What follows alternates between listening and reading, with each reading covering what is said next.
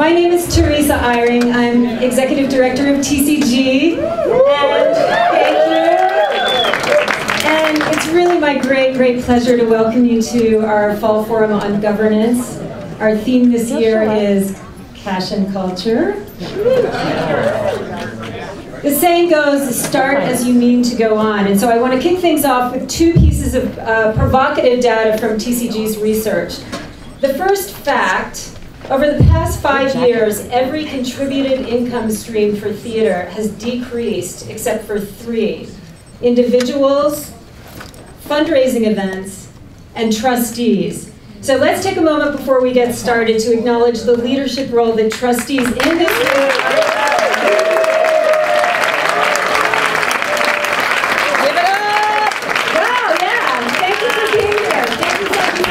Thank you for taking the time, and thank you for everything you're already doing for our field. The second fact, around that same time span, the average number of weekly hours that managing and development leaders spend communicating with their boards has nearly doubled. God bless them. Yep. I share these two findings because we want to ground our conversations over the next 3 days in field-wide research, as well as individual experiences. But I also share these two particular findings to drive home a very important point, and that is that the relationship between board and staff is more important than ever. We're going to be, yes, here's some, I see Sophie back there wanting to get a little more applause going. Come on. We're going to explore what makes that relationship tick tomorrow. But tonight, we're going to connect with the very reason we have boards and staff at all, and that is to champion the visionary voice of the artist. To help me introduce our opening speaker, I'd like to invite TCG board member and the artistic director of Playwright Horizons, Tim Sanford, to the podium.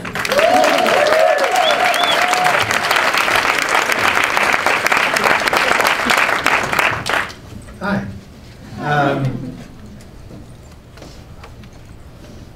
I've wondered, did they want Culture Clash to give them? But actually in Robert O'Hara they kind of got Culture Clash. It was a great pleasure for us to produce Booty Candy to kick off our fall season, and it kicked ass, that show.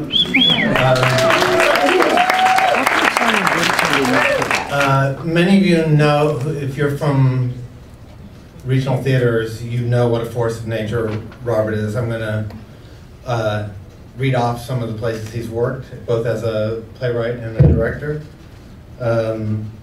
Woolly Mammoth, Steppenwolf, Arena Stage, McCarter, Magic Theater, Center Theater Group, Alliance, Yale Rep, City Theater, Cincinnati Playhouse, the Goodman, the Wilma, the Alley.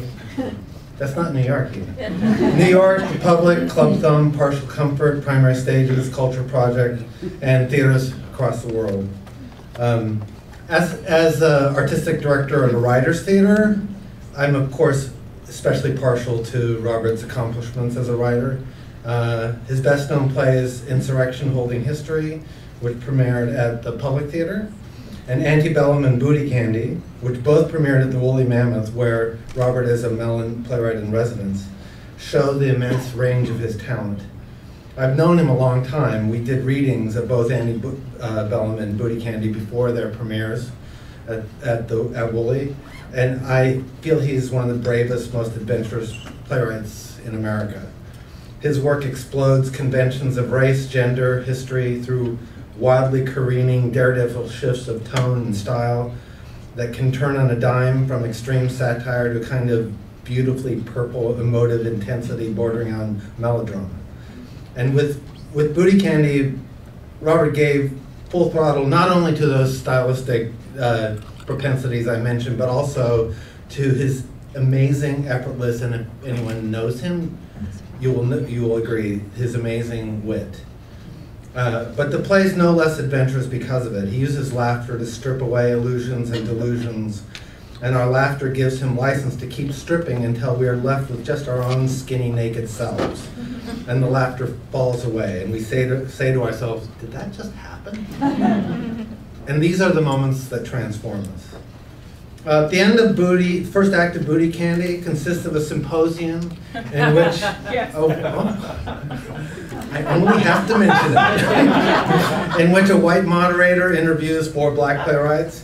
At one point he turns to Sutter, our protagonist, and talks about a play we've all seen earlier in the act, Mug, and asks him, okay, so that play was about a white man. It wasn't about a white man. It wasn't? No, it had nothing to do with a white man.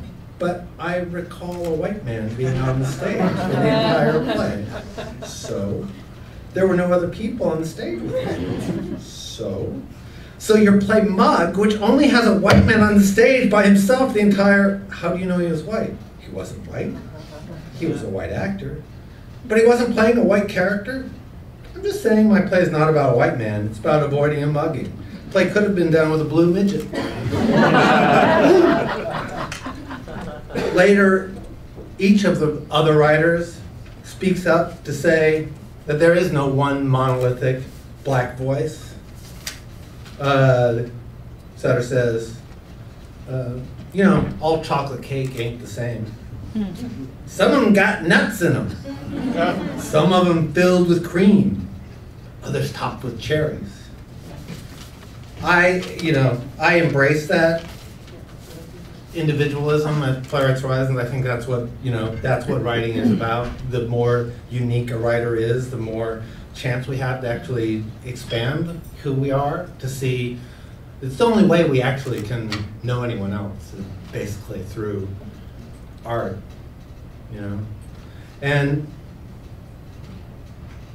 But it also struck me, I learned something doing Booty Candy, which is that the art of individualism sometimes rubs up against the art of community and identity politics. And there are you'd hear some people say, well, Booty Candy, yeah, it's great, but it's kind of gay for a black audience. Or kind of black for a gay audience. Or kind of crazy for a sane audience. And what do we do about that? I think ultimately you want to look and say, what is this play like? This play is like Robert O'Hara, who is unlike anybody else. And that's a good thing. And see for yourself. Robert O'Hara.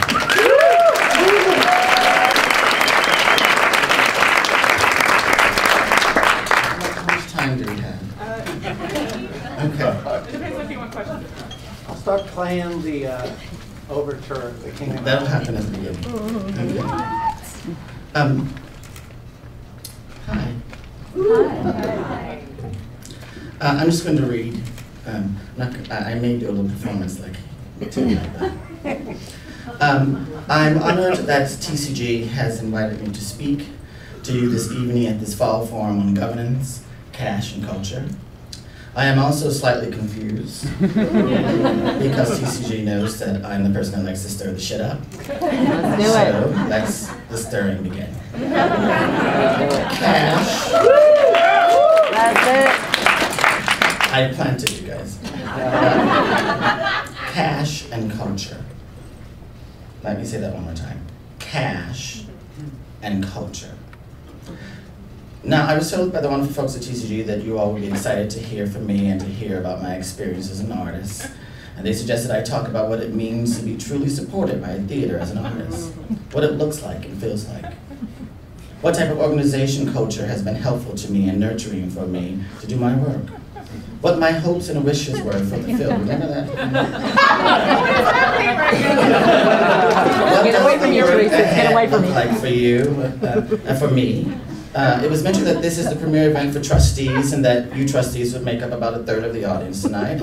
If I had any positive interactions with trustees, that might be useful to share.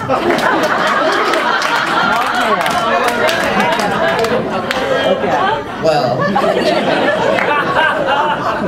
I've decided not to talk about my interactions with trustees, but I want to talk about none of the things that TCG suggested. I have said that I like to talk about a very important topic in the American theater that speaks directly to the issue of governance, cash, and culture. The topic I would like to discuss is, I think, simply not being addressed enough in the American theater, and that is, of course, the topic of old white men.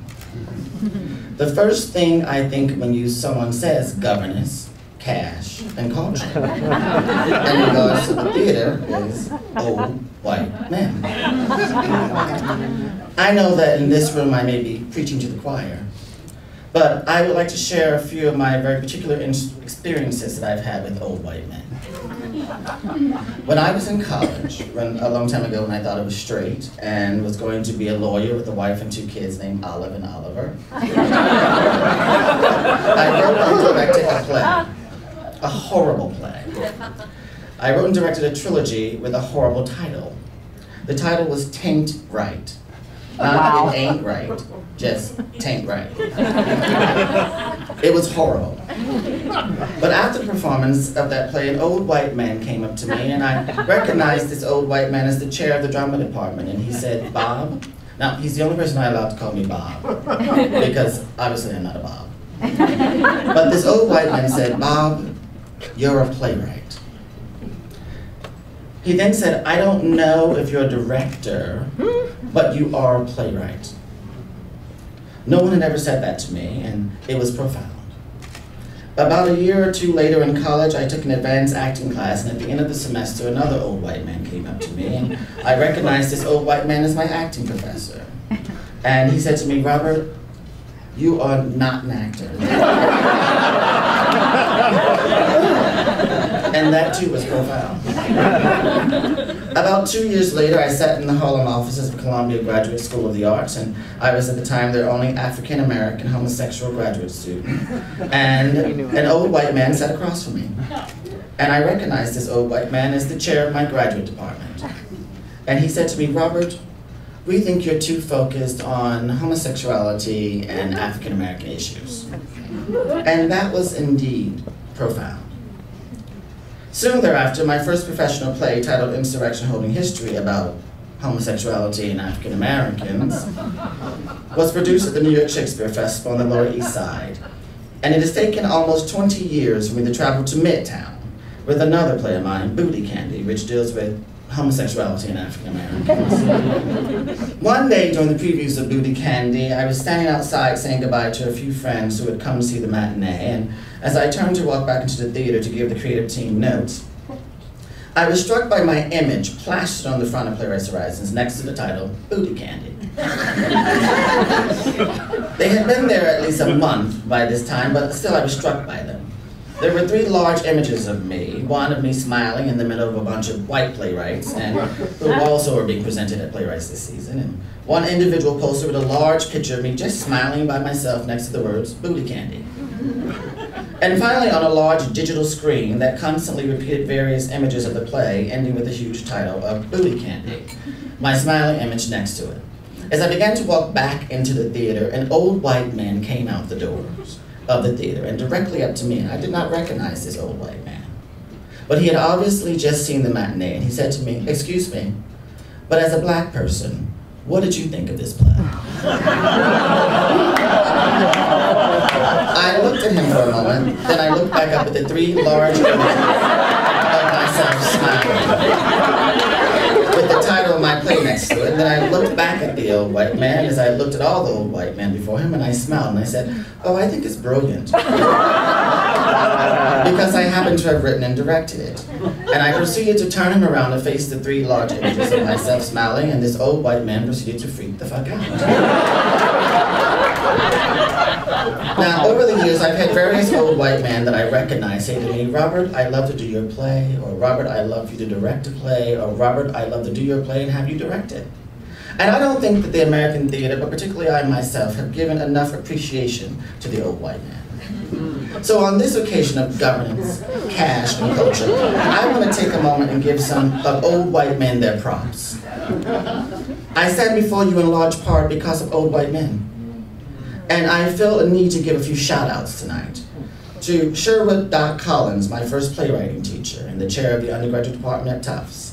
To Lauren Sinelek, my first directing teacher.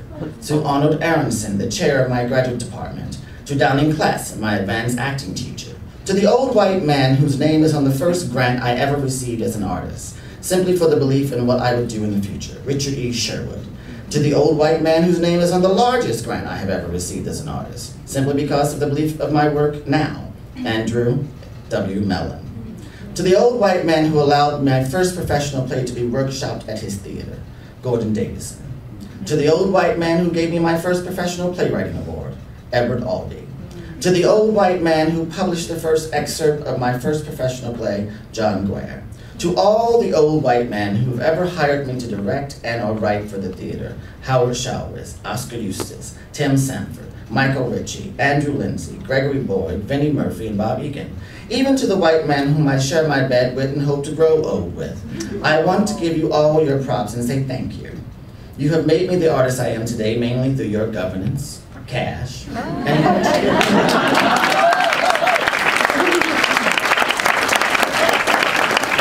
And on that note tonight, I would like to take this opportunity to do a dramatic reading of the work of another old white man. It is very rare that someone like me is given an opportunity with such a captive audience to do a dramatic reading of something written by an old white man. Tonight's reading is written by Rex Reed. Yes,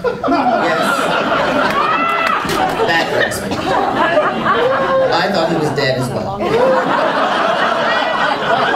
But alas, Rex Reed has not entered that pantheon of dead.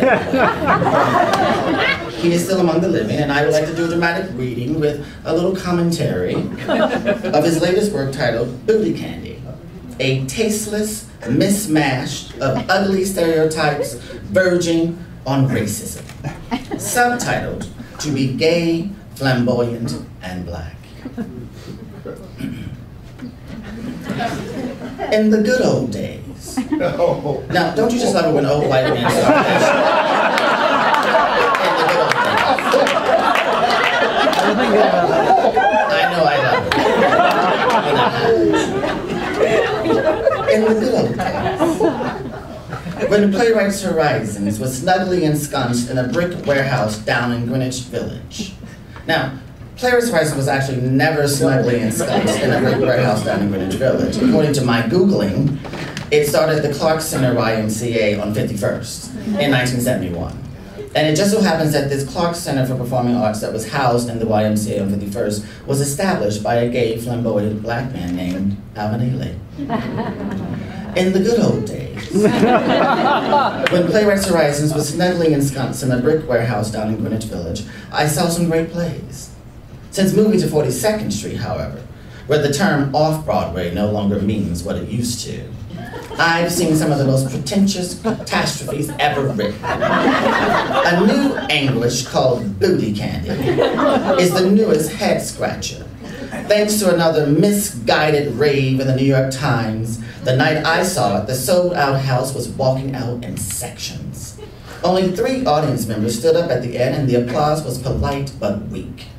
Don't say I didn't warn you. Let's pause, shall we, and have a little bit of script analysis. So far, in the first paragraph, Mr. Reed has denigrated the legacy of Playwrights Horizons and the reviewer for the New York Times. He has admitted he sat in a sold-out audience, but made it clear that only 3 people stood up, and while others walked out in sections. But the most important aspect of this first paragraph is that Mr. Reed is giving you a warning. Let's hope he eventually reviews the play itself. Booty Candy is both written and directed by Robert O'Hara, a familiar face in the country's regional theaters. He is not ready for prime time. Well, apparently I'm ready for TCG. The play is being touted as an examination of the travails of being gay, flamboyant, and black at the same time. It is nothing of the kind. The title is interpreted as a slang for a black man's penis, because if anyone wants to lick it, it should taste as sweet as a popsicle. No comment. Overwhelmingly surreal. Let's pause for another moment. What the hell does overwhelmingly surreal mean? How indeed can something be overwhelmingly surreal? It's like jumbo shrimp. Right. Isn't surreal already overwhelming? And if booty candy is overwhelmingly surreal, what the fuck is Bob Wilson doing at BAM? I thought that shit was overwhelmingly surreal. I'm beginning to believe that the old white men who taught me theater have been lying to me, but I will carry on. Overwhelmingly surreal. It follows the disconnected threads in the life of a black homosexual. Yes, they're gay too, although in their culture, they risk their lives to be. I guess because in other cultures on Earth, they're throwing parades and parties for gay people as they come out of culture. Like in Russia, and Iran, and Florida, and Texas, and Alabama. It's only my culture that's homophobic. Overwhelmingly surreal. It follows the disconnected threads of the life of a black homosexual. Yes, they're gay too, although in their culture, they risk their lives to be.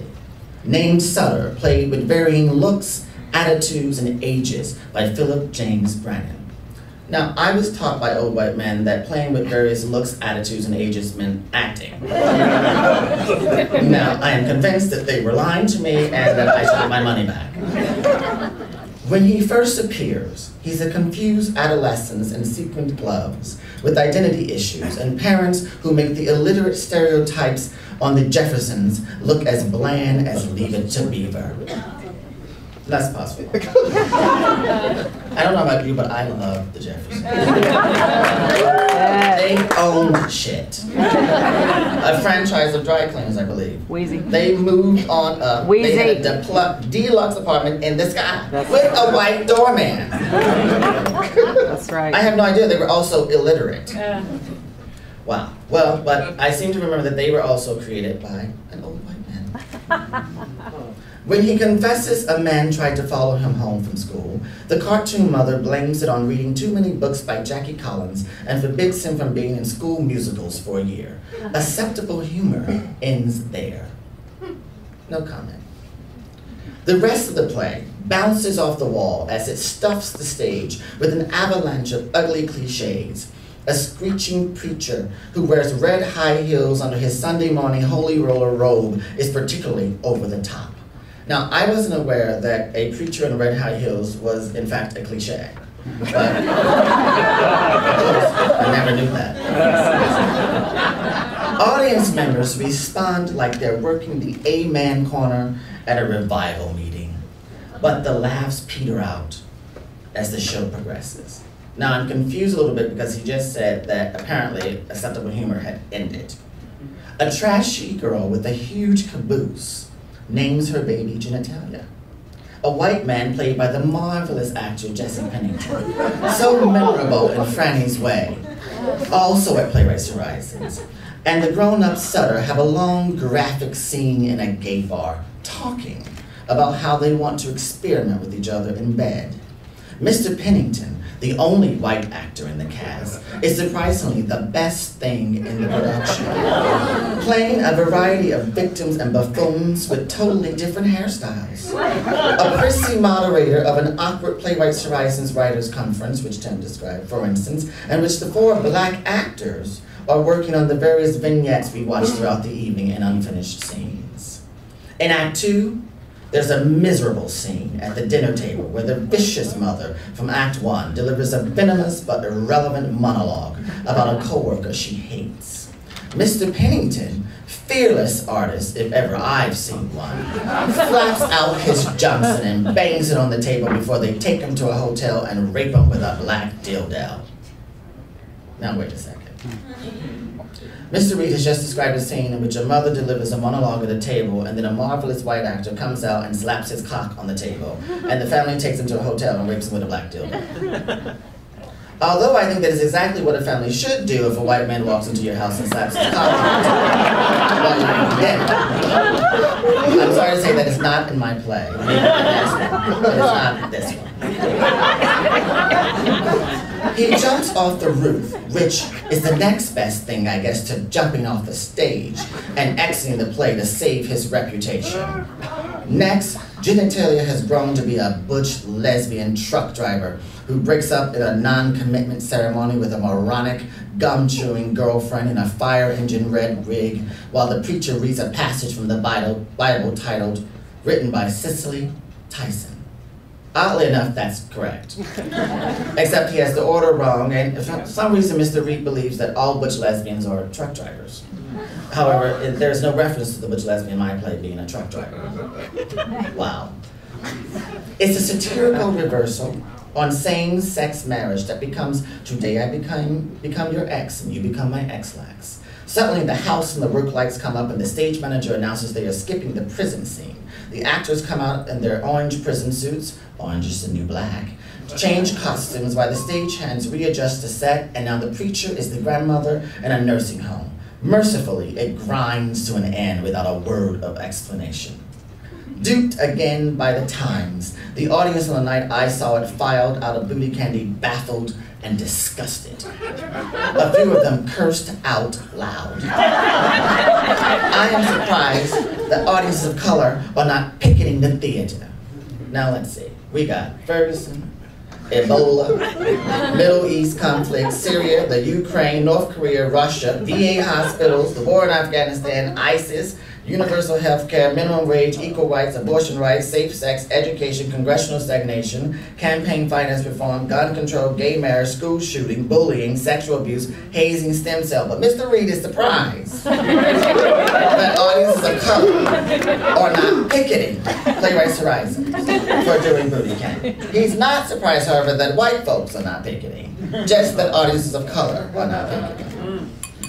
The play sets back the cause of humanity by 50 years to the days of Amos and Andy.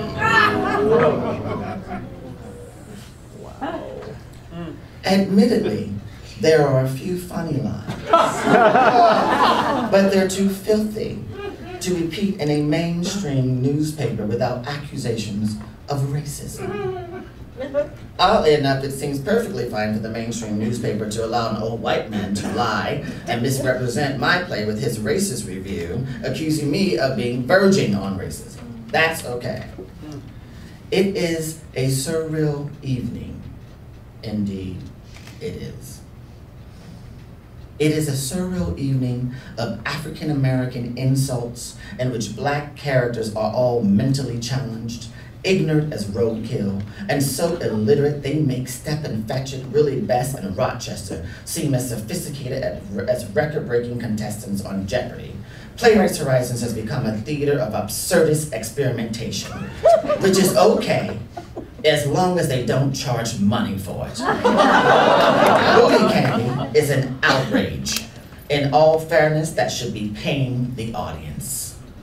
That concludes my dramatic reading of the worst, or perhaps the best review I've ever received. In closing, I would like for us all to take a brief moment and really think about humanity.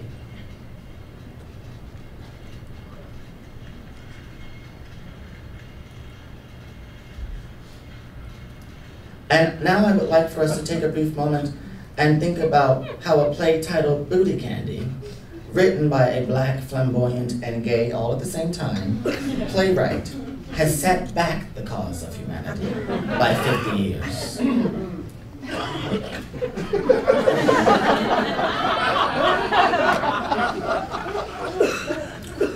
And finally, I would like for us to take a brief moment and really think about what old white men have been responsible for during that humanity.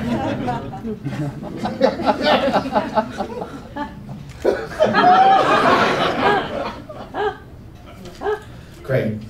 I now encourage everyone in this room to devote the rest of your weekend, even as you drown in facts and figures, here at the Fall Forum on Governance, Cash, and Culture. Indeed, I encourage you to devote the rest of your careers and your tenure at your particular theatrical institutions.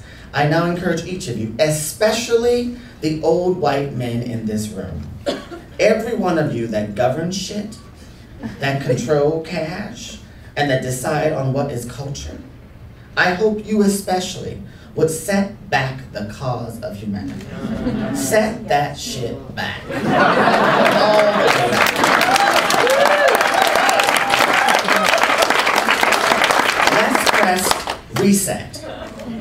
all just press reset and put our cash and culture where our governing mouth is, by including all the shit we left out the first time, like diversity and inclusion.